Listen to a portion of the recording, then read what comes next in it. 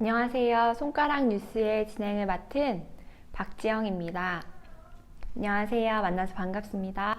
안녕하세요. 반갑습니다. 저는 곽동수입니다. 며칠 전에 뉴스에서 많은 이야기가 나왔던 게 화성 연쇄 살인 사건의 용의자가 30년 만에 붙잡혔다고 합니다. DNA 검출을 해서 용의자를 특정을 했는데요. 화성 연쇄 사건이 아마 1980년대 정도로 일어난 걸로 알고 있습니다. 저는 그때 상황을 모르는데요. 혹시 설명 좀 해주시겠어요? 네. 지금 몇 시야? 내가 일찍 다니라고 말했잖아. 누구랑 연락했어? 핸드폰 이리 줘봐. 그런 옷 입지 말라고 몇 번 말해. 다른 사람이 쳐다보는 거 싫다 그랬지. 내가 그 모임 다니지 말라고 했잖아. 신경 쓰이게 하지 마. 사랑하는 척 하지 마세요. 데이트 폭력, 강요와 통제에서 시작됩니다. 네. 서울 근교의 경기도 화성이라는 지역이 있습니다. 여기서 부녀자를 연쇄 살인한 사건이 발생한 거죠.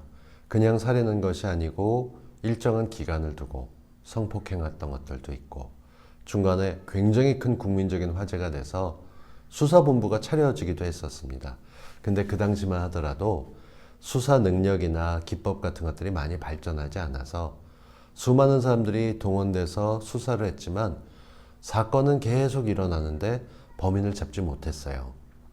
그런 상태로 풀리지 않은 미해결 사건으로 남다 보니까 이 화성 연쇄 살인 사건이 언제 재개될지 모른다라는 불안감도 있었고 또 어쩌면 나이든 범인이 사망했을 수도 있다 이런 얘기도 나왔었고요.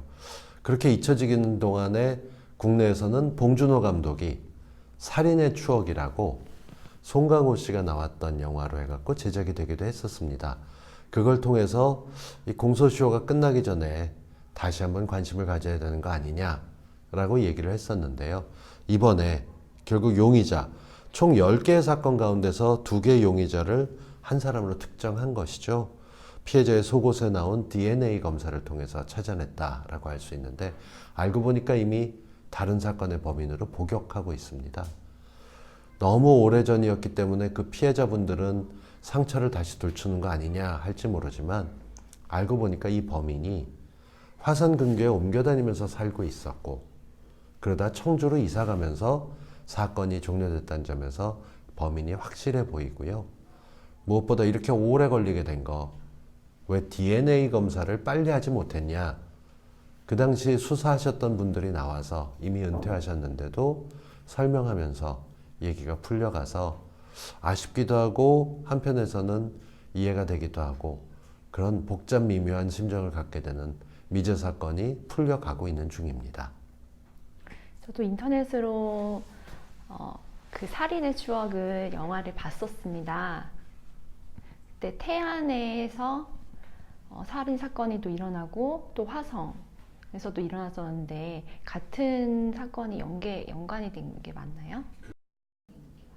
그렇죠. 그럴 때 참 속상한 일이 생기는데 그 유력한 용의자를 잡아서 거기에 대해서 조사를 해보고 싶은데 우리 쪽으로 보내라 라고 요청했고 화성에서는 태안에서는 아니 궁금하면 와서 조사해라 와서 데려가라 라고 얘기했던 거죠.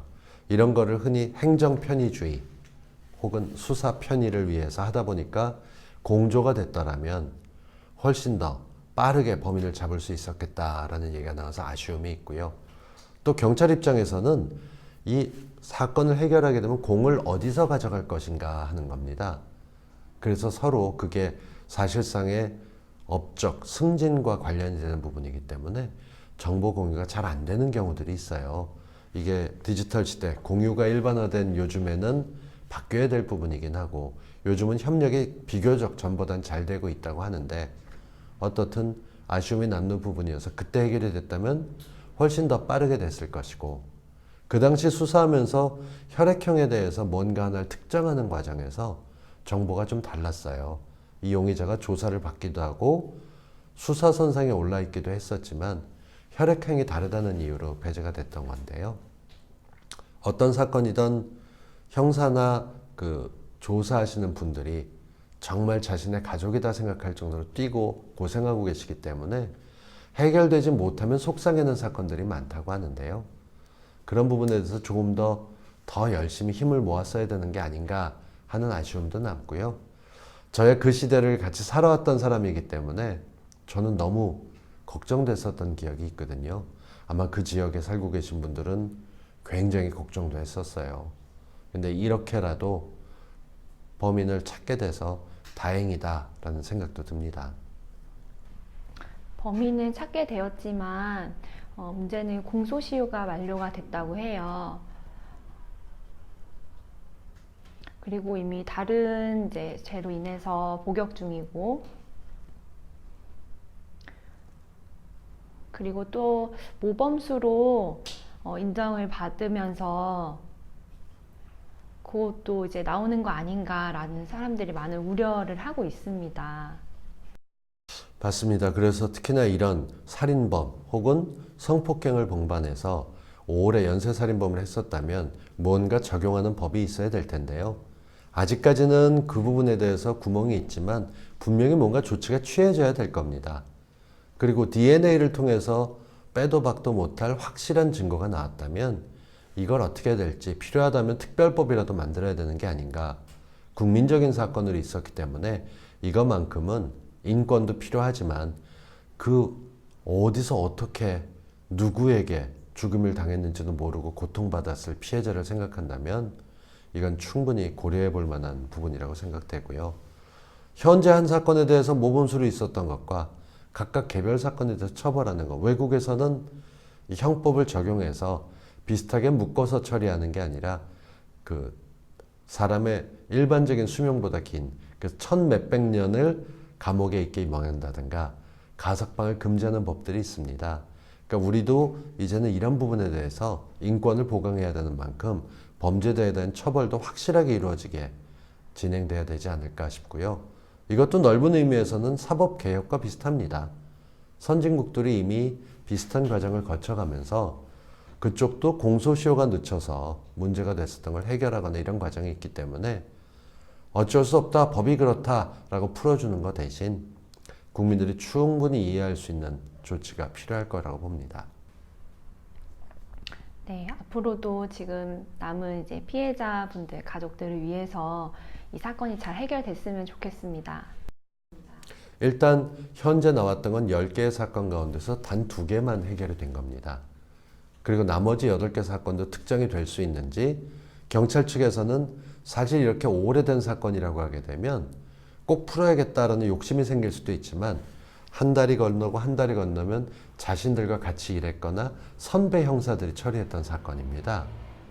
자기가 해결하게 되면 선배가 무능했었다는 걸 입증한다 라는 식이 있어서 경찰 내부에서는 조심한다는 얘기도 있어요. 이런 사건의 경우에는 확실하게 주목을 받았기 때문에 예외겠지만 그래서 한번 범인으로 누명을 쓰게 되면 아니라는 증거가 나와도 검찰이 계속 기소를 하거나 경찰이 그걸 바꾸지 않거나 그러니까 일단 뭐라도 딱 집어서 이게 문제가 있다 이런 식으로 나가게 되면 사람들이 반발하는 것들이 생긴 거죠.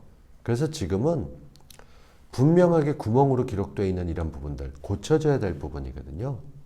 이 부분에 대해서 이제는 해결을 좀 해야 되지 않을까 싶은 생각을 합니다.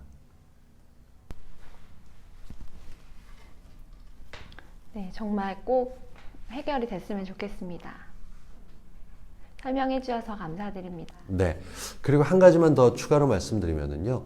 화성 연쇄살인 사건 외에도 범인이 특정되지 않은 미제 사건들이 굉장히 많습니다.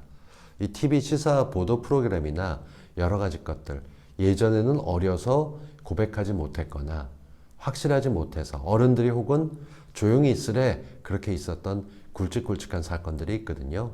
여기에 대해서 정보를 갖고 있으면 이제 와서 설명한다는 게 혹시 누군가에게 피해를 입히는 게 아닐까 싶은 생각이 드는데요. 해외에서는 그런 일이 없도록 철저하게 신고자를 보호하면서 정보를 통해서 해결되지 못한 사건들이 남아서 누군가 원통함을 갖고 살아가기보다는 깨끗하게 해결할 수 있는 창구들을 많이 모으고 있습니다. 우리나라에서도 특정 사건에 대해서 내가 증언했던 걸 바꾸고 싶어요 라든가 그때 목격했던 걸 지금이라도 알리고 싶어요 하는 게 있다면 참여할 수 있게끔 하는 기관들도 많이 늘어나고 있으니까요. 용기를 내야겠다 싶은 분들 주저하지 마시고 참여하시는 것도 올바른 사회 정의를 위해서 꼭 필요한 게 아닌가 싶은 생각이 듭니다. 네. 오늘 저희 영상을 보시고 유익하시고 즐거우셨다면 구독과 좋아요 많이 눌러주세요. 손가락 뉴스 마치겠습니다. 감사합니다.